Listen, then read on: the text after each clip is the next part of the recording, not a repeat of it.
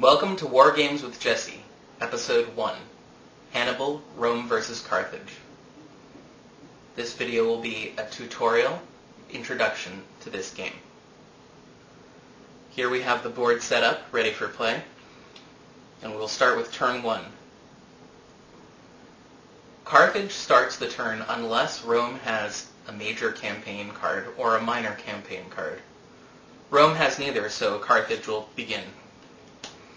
Carthage plays a 3 operations card, Sicilia Revolts. This allows Carthage to take control of any spaces in Sicilia that are not occupied by Roman combat units. I will remove the political control markers that are not occupied by combat units, leaving 3 empty spaces in Sicilia. Rome will counter this by playing Hannibal charms Italy for 2 operations. 2 operations points allow you to do several things. They allow you to activate a general with a strategy rating of 2 or less, or they allow you to place 2 political control markers. I will use the 2 to place 2 political control markers, thus regaining control of Sicilia. Next, Carthage will play Numidian Ally for 3 operations points, and with those 3 operations points will place 3 political control markers. They will place them in northern Iberia. To gain control, or to start to gain control of this area, you must have a majority of the areas in a particular sector to have control over it, and control is important, as I will discuss later. Rome plays Allied Auxiliaries, a 3 ops card, which allows them to gain 2 extra combat units with any general in Italy. They will place those extra units with Publius Scipio, who is currently in Rome. Next, Carthage will play Adriatic Pirates. They will play this card for 3 ops, placing another 3 political control markers, thus gaining control of northern Spain, northern Hispania, and also gaining control of Gallia Cisalpania in northern Italy. The 2 tribes that are in there already are friendly to Carthage, and Carthage then only needs 1 more political control marker to have 3 of 5, gaining control of that area.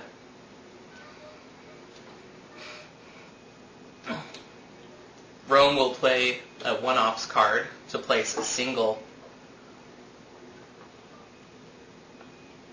political control marker. And Carthage will now play another Allied Auxiliaries for 3 operations points to place 3 additional control markers along what will eventually be Hannibal's route to Rome. Rome will play a single ops point to place a political control marker. And Carthage will play a 1 operations card to activate Hannibal, whose strategy rating is 1. When a general is activated, he may take himself and up to 10 combat units and any number of subordinate generals 4 spaces. 1, 2, 3, 4. Squiggly lines are passes and cost 2 movement points to cross, and also cause attrition. Rome will play a 1 operations card to place an political control marker in Sicilia, regaining control over it. Carthage will play a 2 operations card to activate Hannibal again, as an operations card can activate a general with a strategy rating of that many operations or less. So a 2 could activate Hasdrubal as well, but I will use it to activate Hannibal instead, and we'll move him 3 as the next path is an Alps crossing. It requires 2 movement points and will cause considerable attrition. Next, Rome will play a 1 operations card to place a single political control marker.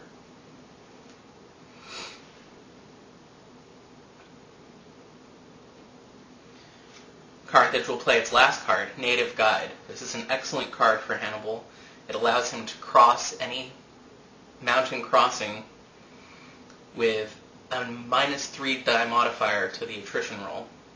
So I will use this as Ops to activate Hannibal, move him 2 spaces to the friendly area. The 2 spaces will cost 3 movement points because of the paths. And I will now roll attrition on the attrition table. Hannibal has 10 combat units with him, so I'll roll on the highest part of the highest column of the attrition table. Now we'll use this lovely Carthaginian die. But I have a -3 die modifier. I roll a 2, which -3 is 1, which is the lowest, and Hannibal loses 1 unit. I will change in a 3 for a 2, and Hannibal now has 9 units, including 2 elephant units, which I will explain later.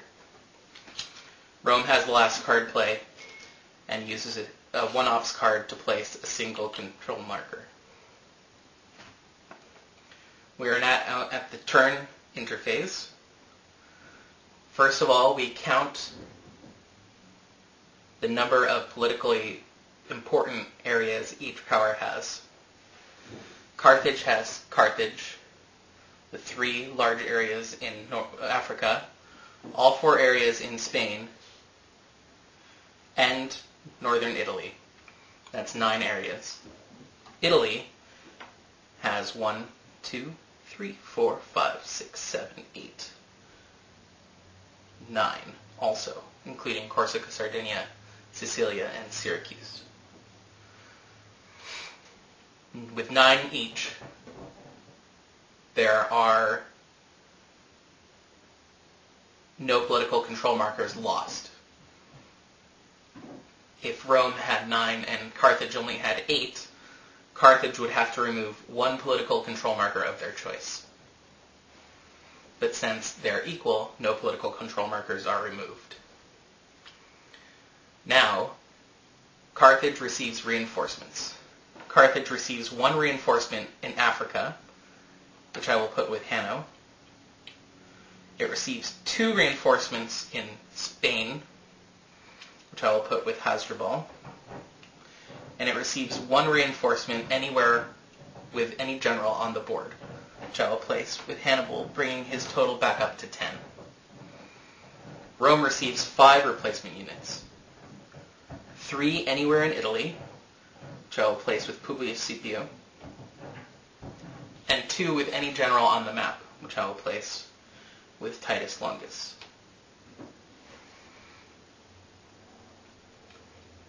We then deal out cards for the new turn, which will be 7 cards each, and we will begin play with Carthage unless Rome has a major or minor campaign card. Rome does in fact have a major campaign card. They will play this first. It allows up to 3 generals to move their full movement allowance, including sea movement. Now notice that this card has a small ship in the top right corner. That means that it can be used for sea movement. Only 3 operations points cards can be used for this. Here we are a bit into turn 2, with Rome playing the next card. Going to play a 1-ups card to activate Varro